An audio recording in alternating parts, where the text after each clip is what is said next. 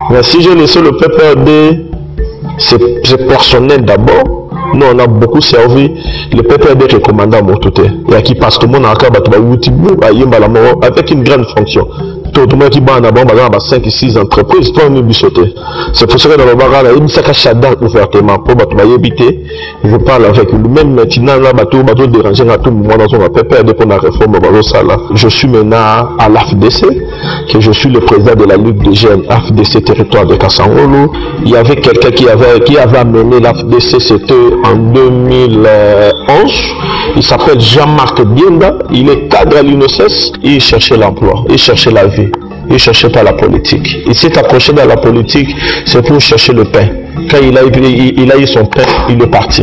Il y a un produit comme ça, la AFDC dans le territoire Kassan. Et il avait tous les moyens que le président Bayat lui donnait. Et qui ambiance. La ministre provinciale au monde, ailleurs fier. L'art. Il faut qu'il n'y ait pas de candidat défendant. Même les députés provinciaux souffrent. Il faut chercher un bon gestionnaire pour la province du Congo central. Il n'est pas un bon gestionnaire. Monsieur le Longwa, monsieur le démissionnaire, monsieur le Longwa, monsieur le démissionnaire. Azaki pire moi ça y a patron dans l'ail, il y a ministre dans l'ail. Madame a pire, vous avez salé la vie pour m'attrayer baraté. C'est l'honorable Papi Mambo. Vous avez commis ce vice-gouverneur avec Jacques Mbado. Jacques Mbado a signé bango. Et bateau a tenu commission wana. Abobino mobo luklanga vice-gouverneur. Sur place maman a dit ça tout. Ici Jacques Mbado vice-gouverneur no yé. Bon bazala ba tout ça ba makilo la papa. Le Simon là, il est avana nous maltraiter la bateau. Et son conseiller juridique, celui qui était son conseiller juridique, il s'appelle son excellence Guy Luando. Mais c'est mes très sincères félicitations. Ce n'est pas mon Guy Luando le lombo belé. Et dans mon c'est pas comment. Là il y a le nom de journaliste. Et à mon province Congo central, là mon Sopeko. Tout que notre zone là, ils ont affinité dans le bimamba solo. Il y a Guy Luando dans l'entreprise ni. J'ai Camille, la SNEL. Ma salaire, vous savez, mais voilà, un salaire à $4,500 par rapport à mon dollar à la Liban d'Atinaton. Oh, bah, dans la signature, vous mettez à tout le payage, vous filmez, bah, parce que la Chine, vous avez mis balai. Bah, dans 4,500. Là, qui secrétaire particulier ministre, ou on a qui secrétaire particulier ministre provincial à ITPF. À tout innocent. À tout innocent, je regarde l'enveloppe pour moi $400,000, mais place l'enveloppe pour une année, tu évite, bah, le moment où ça pour l'enveloppe à $400,000. Est-ce que vous avez vu que IG fait le contrôle au Congo central d'autres? Premier contrôle est pour aligner Taboudan. Deuxième contrôle est pour les États-Unis. Il y a eu les Copa Miki, les Copa Poto. Donc il y a un Poto Pamba. Un vice-gouverneur qui reste aux provinces, qui fait 6 mois, 7 mois dans la province en absence. Complexe car il y a Poto pour varier vos vice-gouverneurs. Tant on travaille, ça là qui mouquait. On a eu la chance tant que Jacques Mbada Koufi. Félix Adadjika. À tout Adadjika. Tout est la logique. Le gouverneur de province est tout Matoubokna. A auto de na Batou, na PH.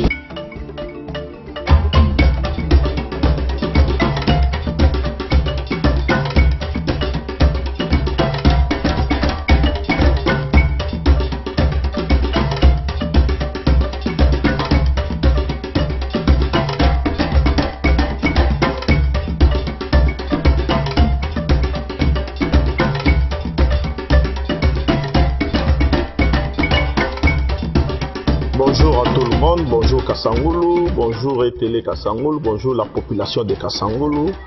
C'est Yannick Kingengo Vozalo Zayadio. Je suis fils du territoire de Kassangolo. Et je suis le président d'un club d'amis, les amis de Yannick Kingengo. Je suis le jeune notable du territoire de Kassangolo. Je fais mes études primaires, secondaires ici à Kassangolo. J'ai fait 3 ans ici à l'ISSD Kassangolo chez Papa Debot. J'étais allé continuer à Kinshasa, à l'UPEN. Je suis fonctionnaire de l'État au ministère de l'enseignement supérieur et universitaire pour le moment. Et je suis membre du cabinet du ministère, Thomas Loa Kamaleste. Je suis avec Moïndo Nzangi. C'est ça ma présentation étant que fils de Kassangolo. On m'appelle trop ici notable. Ou soit M. Borel, mais M. Borel c'est bonne relation parce que les gens ne savent pas pourquoi on m'appelle M. Borel. Borel c'est de bonnes relations. Mais je peux dire, en 2009-2010, j'étais conseiller chargé des transports dans la ville-province à Kinshasa avec le ministre Rodim Pika. Et moi, Nakasangol, non, soyez biqué. Tant que Yannick Kingen Wazalaki en fonction comme conseiller, Bakanga moto monte Nakason, Bakanga camion moroté. C'est à tout moment de dérangement, il y a la libération, il y a Batunio surtout.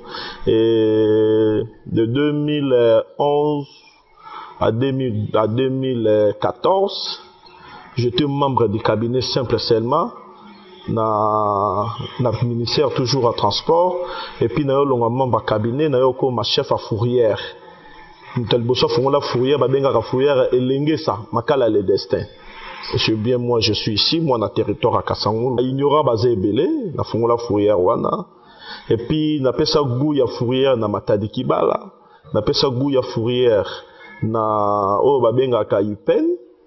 Parce que d'ailleurs ça on a travaillé na Ipen pour le défi de Kasangulu quand les gens boudaient, quand les gens critiquaient, c'est pour aider mes frères et sœurs de Kasangulu. Et na vanda ki mo muke na ndako na tikala ki fonctionnaire de l'état na vanda mo muke na ndako parce que na ki na ministère transport maintenant na sala transit il y a numéro matricule na 2018 avant les élections j'étais nommé membre du cabinet na gouvernorat provincial ya Congo central avec mon mentor politique l'honorable Papi Mamboluamba vraiment na territoire Kasangulu lieu lisusu adresse Yebani na cabinet na kendaki d'abord comme huissier. Oh, bah, tu vas quitter. La Kenya comme huissier. Et puis, expérience, tant que membre travaille dans le cabinet belé, et il y a qui comme nana. Qui est huissier, dans la longue huissier, dans le bureau de titre. Dans le bureau de titre, dans Souka, il y a comme chef à protocole et secrétaire particulier, il y a honorable, il y a ministre Papi Mamona, ministère provincial de UTPR, il y a bien infrastructure, il y a gouverneur à Tomatouana. Qui après 2018 au clata qui va porter en 2020 après l'élection on a qui a qui parce que boibi va comme résoudre la province à Congo central les jeunes paiements résoudre la province à Congo central c'est à tout moment qu'on dérangeait mon boss mon patron il y a un autre loi qui n'a pas son ministère c'est ça. Excusez, là on voit qu'on entre dans les impayements, mais les gens vous connaissent, ça va suivre plusieurs responsabilités, notamment à Kasavubu et même à Kinshasa. Mais les gens qui vous ont connu on sait que vous avez commencé dans le côté kabiliste, avec les PPRD, l'FCC. On doit en parler maintenant même, avant d'entrer dans d'autres sujets. Parce que donc, sur la TV, on a vu des exemples. Ouais, émission Mijaroulala. Donc, expliquez-nous un peu votre départ de l'FCC vers l'Union sacrée. Est-ce simplement de l'opportunisme ou est-ce que c'est vraiment basé sur cette envie-là patriotique d'essayer d'échanger des choses? On a servi les PPRD. Na kasoro babenga toujours moi na musala kabila. Surtout na babar, surtout na boîte, surtout ceux qui na wapi, mais na badei, sur na lekika moi na musala kabila. C'était bien moi ici à Kasangolo. Mais j'avais laissé le PPRD parce que on a beaucoup servi. Heureusement beaucoup échangé na basculage pour l'élection. Ceux qui ne bakanela ki batu, n'enga ta victime pas na ngai ou pas na biso balinga ba ke bukango. Pas toi qui batu toi qui déjà ba identifié. Mais si je laissé le PPRD c'est personnel d'abord. Nous, on a beaucoup servi. Le PPRD recommandant Moutouté. Que Moutoumora qui déplace Mora Vanda Peke, qui est dans le territoire Kasangulu, le nôtre est là. Et à qui passe tout le monde à Akabatu, avec une grande fonction. Tout le monde qui bat en abon, 5 et 6 entreprises, pas une bisoté. C'est pour ça que dans le Barana, il y a un chadar ouvertement. Pour éviter, je parle avec lui. Même maintenant, là, bateau déranger à tout moment dans son PPRD pour la réforme, là. Maintenant, je ne suis plus là, je suis maintenant à l'AFDC, que je suis le président de la Ligue de jeunes AFDC territoire de Kasangulu, la province à Congo central. Mais derrière moi, si vous partez à l'UPN, celui qui est recteur, il va vous dire comment je l'ai fait pour comme recteur. Il y avait beaucoup de professeurs qui chômaient ici à Kasangulu. Pourquoi on a fait pour ces professeurs comme un professeur dans ma grande université? Mais professeur, docteur. Maintenant, le document moroté. Tu vois toutes ces histoires quand on demandait, la FDC, ça fonctionne déjà depuis longtemps à Kasangulu. Il y avait quelqu'un qui avait amené la FDC, c'était en 2011. Il s'appelle Jean-Marc Dienda. Il est cadre à l'UNESS. Il cherchait l'emploi, il cherchait la vie. Il ne cherchait pas la politique. Il s'est accroché dans la politique, c'est pour chercher le pain. Quand il a eu son pain, il est parti. Il y a encore qui ça la FDC dans le territoire Kassan. Et il avait tous les moyens que le président Bayati lui donnait. Chaque samedi, pour les actions, il est parti. Azaki Penana, na souci wana te to comprenez qu'il y a na souci am sala na vie na ye ake na ye abandonna parti politique na ye AFDC qu'on voit aujourd'hui les camarades Glory qui est à Matadi mais par semaine il fait Matadi Kasaoul 2 fois le président fédéral il est de l'OCC c'est la deuxième personne de l'OCC Congo central. À tout moment, il m'appelle. Même à 4h du matin, je sors. Vous voyez que c'est une motivation. Nous avons kala. On a interfédéral, la PPD, c'est un gouverneur de province. Moi, sur l'année, ça t'est. Avant la temps, on a eu tout. Mais au moment où tu es interfédéral, c'est un jeune comme toi. Avant un souci, il est comme Moroboé. A comme motiver. Moi, je suis mais ma motivation à Salingaï ces derniers temps, c'est la motivation à un bon côté, mais il t'appelle à tout moment. Il te voit quand il veut. Mais ça qui déjà, ils sont déjà dans le mouvement. Après, PPRD à Kassan, c'est affidé, c'est dans la visibilité. Il y a manine. Mais surtout, il y a déjà comité, mon que c'est Jacques. Et suite, il va changer, il va faire Cisco, il va changer la responsabilité parce qu'on est actif au terrain. C'est ça. Merci beaucoup. De Kassangoulou, maintenant, je peux parler de mon territoire. Batikoko Sabiso. Kassangoulou a un grand marché. C'est une population toyokana bofon la na matoy c'est to yebi budget territoire à Kasangolo banda bazwa musala ba pesa biso budget territoire à Kasangolo Madimba territoire Madimba le territoire voisin avec nous père son nom la dimsate mbimba to kufa ato bimsa budget territoire à Madimba abimisi on a moyen ni bango la na CEP Congo te peut-être l'équipe bango mais l'équipe bango likolo par rapport à Kasangolo ba kenda ba réunion hebdomadaire à tout moment chargé la finance pour ta arena CEP Congo ba yebi enveloppe jeton de présence bazora na compte à territoire tolongo wana ba concessionnaire on so ba resomba ba terrain na Kasangolo ba nini mais la salle la bon document fait le territoire Kasangolo na budget comment territoire ko za na budget comment commune monga fula pa mantela pa mamaluka za na budget ya commune na pour ni pas na biso te ba l'accès sur budget mbonga wenze kenara directement na comptabilité l'administrateur du marché à Gérard Mbonga wenze te mbonga marché kendara wapi qu'est-ce qu'ils font dans mbonga marché tala ba fulu le ndenge belé tala ba érosion camion auto zaki nango ya salubrité kenda wapi ba be kufa bon tolo ba camion ne kufa le quoi camion ne kufa ba ko bongisa ngote tilelo ça fait déjà plus tôt que plus d'une année camion ba devant ni ndako. Peu comme les camions copent na bango so mutata na brique na ngo memisa aleki na camion et même ba brique trop camion wana ora course moko ya mutu tel mais ola na mutu na tchaki carburant na ngai bombo ngo kendaka wapi soko boyi camion bon si gombo ngo wenzeza wapi et moko pesa kanda moi je suis de Kasangolo monsieur journaliste là je veux vous dire ça aujourd'hui je suis seul jeune peut-être na bimara trop ko le kabajan de bele ba Kasangolo ba te bele ba da enfermé ah babanga rabiso mais comme na soni pour na mema mutu na Kasangolo surtout ceux qui mboule beti au côté place né surtout mboula soki beti to dali na système tant gouverneur mbati azalaki mbado aye pas mekaki mo système avec le ministre Oscar Massamba le ministre provincial a été par moi na Kasangolo famille Massamba to dans na papa mobimba il est dessiné na système avec un cantonnage manuel papa mobimba zali il s'appelle Papa Mazembe. Quand on a demandé les main d'œuvre, non? Bon, on ça on a une recette à Wendy. Bon, on a tout penser au vendre bon non. Toi on a 15 000 francs. Bon ben on a Papa Mazembe so équipe nana mobimba. Ba ya dans nous, ba mekana ko kanga mabulu mo eza quelque part. Et ça la mali sous. Toi amunga tu pas fait c'est qui est le président de la République. Na territorial. Ceux qui ont déjà mis en place Béchadar à Charanga dim ça était toi assistant. Mais na côté la paix batum soutien na Matadi personne nom le gouverneur Jacques Mbado ba yebi réunion to kenda ba msu baza na baza ba administrateur to assistant to bundela bango po ba le kanga na s'intéressant na ngote nkolo morote na yesa batule ba sala dialelo ba do kumisa moi je travaille avec le gouverneur à tout dans le ministère moi je suis au ministère lui il était gouverneur ba bloko nio soto yaka comme projet à province botu na soda en connaissance nango gestion bongo ko bien province que ça li pas na yeza maboko banque ça sort et bimi et côté bimi qui Kinshasa et qui ambiance ba ministre provincial mona aya fier ba l'arte faut que pas cambista de fambon nos députés provinciaux souffrent nos députés provinciaux souffrent vantate il faut chercher un bon gestionnaire pour la province du Congo central. Il n'est pas un bon gestionnaire. Il faut un bon gestionnaire. Il faut chercher un bon gestionnaire dans la province du Congo central.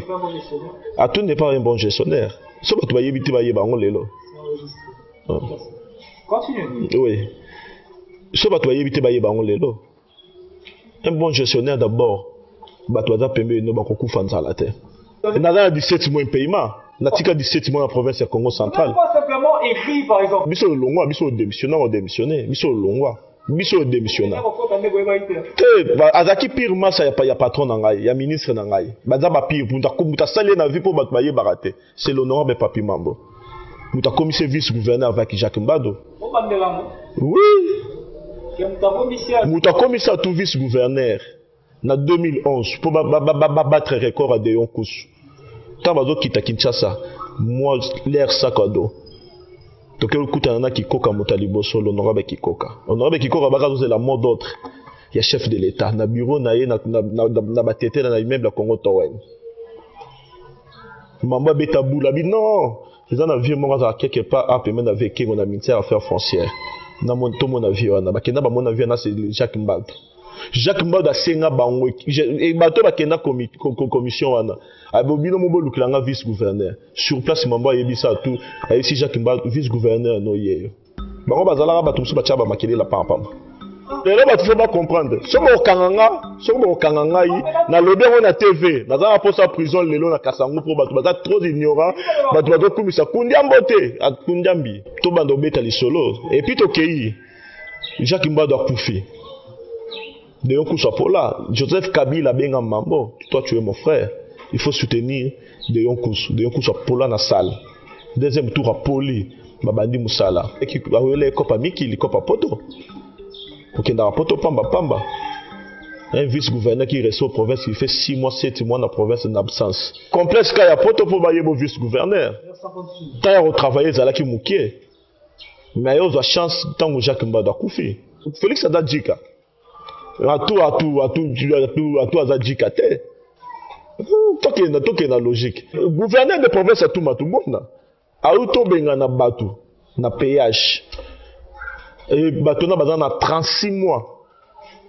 36 mois, je vous dis. Il y a un paiement. Alors, moi, il faut avoir un compte double. Ce que je vais le jour où on a le mati présidence, 1 mois. Ma père de famille, tu vas foutre la bande. Ce jour où on a le 1 mois. Non, il faut avoir 2-3 mois. Pour que tu vas finir à l'honorable Mambo. Mais c'est l'honorable Mambo, na souk na ibemba Jacques Mbado. Arrêtez, Zaka changer, n'a pas perdu. Batia populaire, la campagne électorale à Chadar, c'était de Yonkou Sangoya comme gouverneur intérimaire. Mais c'est Mambo là qui a fait tout, d'amener Messiatou jusque chez Passer Mougal. À 0h30. À 600, il y a député Moro, président mon assemblée provinciale. Une personne qui est assistant à Ebi, le soir, Batika na météo. À toi, il y a qui toqué politique. Natongo va confirmer comme gouverneur intérimaire. Au travail sans assemblée provinciale. Et il y a qui dans Zubabi, il y a chance de rétrocesser comme irrégulier dans la province à Congo central. Mais tu fais tellement ce qui c'est tout fatigué de l'ongwa. Dans la union sacrée dans le monde sous-souté. Parce que et là, tu vas aussi dans le piac, hein.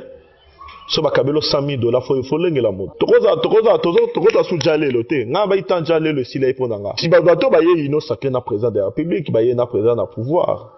Et dans na bato wana qui ba commissaire tout fort. Mais bato wana de bazabu ba ye ba ke la mozi na peuple mu Congo bazo le la chaque jour hein. Obi na matade, c'est mieux o cham mason na ndako ke o cham tasala na gouvernorat. So bato ba ye bité ba ye bango.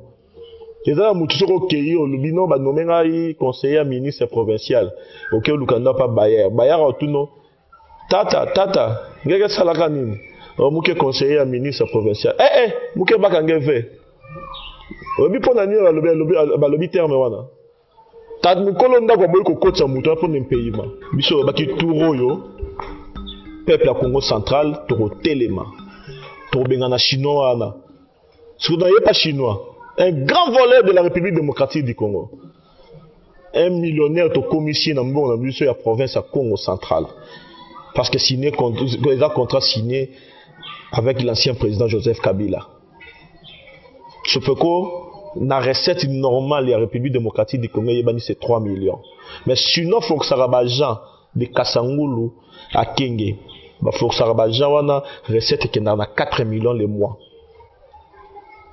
4 millions, 1 million on est à Yemoko. Il y a un monimbo qui est comme la qui bosse. Biso ba peuple mu Congo, ba jeune Congo, to kanzela mikolo, to teleme la sopeko. Na recette na yo. Banzela nyoso zo bongisa, ko banda Kasangu to koma mwanda. Tala mabulu. Mutasuka na sopeko à part Moyibi. Mutasuka na sopeko dans un salaire à $200. Ça c'est $50. Le Simon là, il est Adana nous muto maltraité Rabato. Et son conseiller juridique, c'est lui qui était son conseiller juridique. Il s'appelle son excellence Guy Luando. Mais c'est mes très sincères félicitations. So le bomoni Guy Luando le lombong belé. Et dans mon ça ba Congo, là il y a du seul le long de journaliste. Et en bon province à Congo central et en bon à Sopeko, to ke na to zonga te, et ça na fingité na lobby mamba solo. Il y a ba Guy Luando ça entreprise ni. J'ai Camille, national. Tabi na yebi batuno se basala dans nos côtés là ba konte belé et ça mbonga sopeko les 1 million qui partage avec M. Simon et ça kopa banemi moulana na ba ancien ministre il y a UTP il s'appelle Fridolin Kachosh à partir à Lubumbashi quand Fridolin Kachosh était ministre provincial Simon il était son meilleur ami. Et puis, Batubayo, Simon Maka, c'est ça, non ministre du Congo central. Un ministre de ma province s'appelle Guilhem Panzo. Pour faire $1 million. Mutabebi sa Simon. Bobi que le dans la carence, Batu faut pas côté en Moussala à Sopeko. Simon Boyer au ciné contrat, ça va tout suba Moussala. Tant que Kangi Batona non surtout Balongola Babo, Batu suba Longa Moussa pour $50, $20. Na 5000 francs.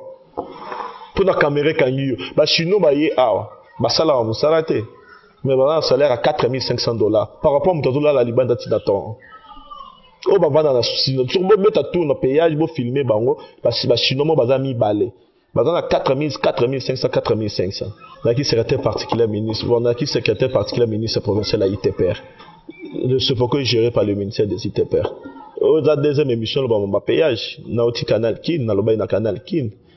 Na loba na CCTV. Na to lobango déjà éveillé batu na Kinshasa mikolo bozo ka ba makele na mamba péage 1 million ane za rawapi makele longo na bandaki yango et puis sango pas yango ka yebi déjà que kopa 1 million ana atu aza innocent na kopa 1 million sopeko Congo central et vivra na pourcentage T na ba péage Congo central et vivra ba binga ngo forfaitaire ta la province munene boy un conseiller pas un conseiller mais il est maintenant un grand homme politique. Un grand homme politique, il était conseiller juridique, mais c'est Simon, personnel, nous sommes payage. Bloquer province à Congo central, n'a pas conduit à grand travaux. Bloquer payage à Kassan, payage dans la province à Congo central, n'a pas gouverneur, pour signer contrat, un contrat à concession. Mais na Katanga, le payage à Katanga géré par la province. Et pourquoi pas y a Fridolin Kachosh, Nemi, grand travaux. Bloquer en opponent. C'est que miel est qui m'a casse que les kakuna. Point ni bloquer en. Donc on peut dire qu'il y a un péage à tout innocent. À tout innocent. Je regarde enveloppe pour moi $400,000, mais place enveloppe pendant qu'il y a une année. Balonga moussa pour enveloppe pendant $400,000. Avec un confuta sous batu, tu seras signé contrat sur nanan, sur nanan. Sur na mutu moro boye, mutongo musala mo sila raté banda fuka unzo la nzela nkalankalo asala. Tilelo, kaka moutona zo ara mbongo na biso Congo central. Babi compter ici en 2022. Tout ça c'est la totale. Est-ce que vous avez dit que IGF a fait le contrôle dans Congo central de fou? Premier contrôle est pour aligner Taboudaon. Deuxième contrôle à tout les États-Unis. Mission touristique. Ah outi. IGF a outi ba administrateur du territoire. Le territoire le baraba administrateur du territoire besoin mbongo. Tena zonga la bino lisusu. Boto sala ni na contrôle à IGF. Boto justifier ni na contrôle à IGF. Tout le monde a dit na Kasangul. Bato ça ni ba IGF. Est-ce que IGF est qui na Kasangul? IGF oui, il fait son travail. Nazo sepela nango parce que tozo yeba magene mboko zozo na trésor public té. Bazo kanga batuka bi kangela. Et nous peut sanga pe kanda. Bo kangi mutu membo na trésor public mo rote zozo. Mais faut bazo sko mboko bazo na trésor public. Et ça peut karaté que IGF akanga ga côté wana FCC. Na bata ino sacré faut bakanga batu belé. Mi bazé belé personne ino sacré. Je vais dire un grand merci à maître de l'école. Muto babenga Mungizila. Mais un vrai Congolais. En 2006 jusqu'en 2018, le bilan de 550 jeunes qui travaillent dans le péage, dans la fonction publique, dans des entreprises, il s'appelle Papi Mambolwamba. Mais Batuba Fingaki le Lobango Nyo surtout se retrouver dans la province à Congo central.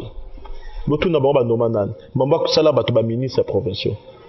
Na bosani côté wana. Botu na bango ministre provincial nini, Kasangu lelo komi na commissaire. Pour na bosani le beloko, Kasangu na commissaire, mais on a un président de l'Assemblée provinciale, on a un vieux qui pèse dans la République démocratique du Congo. Botali sous-développement territoire. Aucun jeune lelo baza autour à député basala. Aucun. Tamara makaska ya ba critique. Tout le jeune il na sala autour à député. Nous tenons sur la question comme camarade de la péage. On sait les péages étaient. Si on peut se matriculer la fonction publique, c'est à vie. Bon, tout le monde va se lokwana. Mais dans d'autres sens, que les lopé, les lokwana na kason tozo bossa na mambo courant ya facture à courant. Bato snel. Na qui sont pour des stages si la facture quitta pour comment rebeta ba agent. Ba kanyino na kati ya cabine. Parce que le logo de tourner ça l'opération wana. Grand territoire comme ça, tous en a délestage. Et puis délestage fatigue est exagéré. Ils ne comprennent pas ces gens, la population qui souffre. Mais tous en a délestage. Mais t'as la costaud y a fatigue. Déjà nous avons initié et l'eau quoi. Message n'a pas ça y a moi. Même ça là il a déjà heures cassé. Des bateaux va foutre qui impôt foncier, des bateaux foutre en côté. Même dans ça la snell. Si vous améliorez pas, moi je donne seulement un mois. Pour bien bon mot l'extra trop. Les gens ont dit qu'on va foutre à Bino. L'obi nazalaki en surprise, il y a téléphone, j'étais en ville. Babenga non, il y a une émission politique, première émission politique, il faut passer. Tout ça, on a poussé dans yon. Ce qui va considérer ngate, balingaki, babenga ngate na télé, radio, Kasangulu. Oh, il y a PDG Jean-Pierre Eyal. Le bino c'est Jean-Pierre Eyal. À Solana, personnellement, conseiller poli, Bassani, à Kassangou dans la TV, c'était le jour de l'anniversaire de Maître Poli. Non, dans une TV na Kassangou. Tout le monde aura aventure. Après un moment, Maître Poli qui me dit non, Yannick, matériel, matos, surtout il y a TV. Il y a radio, mais il y a TV, il y a TV. Dans du marathon, mais le lot en réalité, on a l'équipe. Il y a un qui a songanti l'année dans le bagage, dans le bosso dans les caca, na fongo la ranzela. Na pesa ngosusu na lobby ba loge belé les autres momona mutu mususu akosomba abonnement à Canal Sat baza na facilité na 20h30 à telle information sur to loba sikoni to loba ni